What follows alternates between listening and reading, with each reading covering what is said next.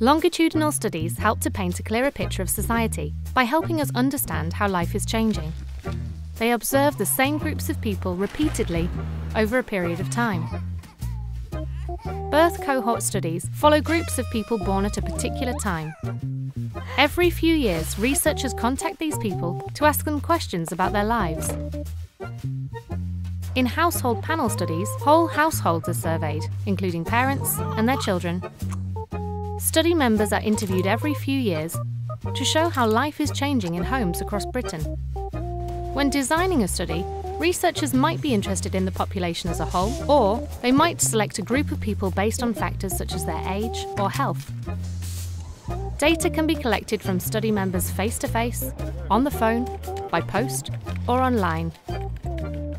Many also take part in health and cognitive assessments.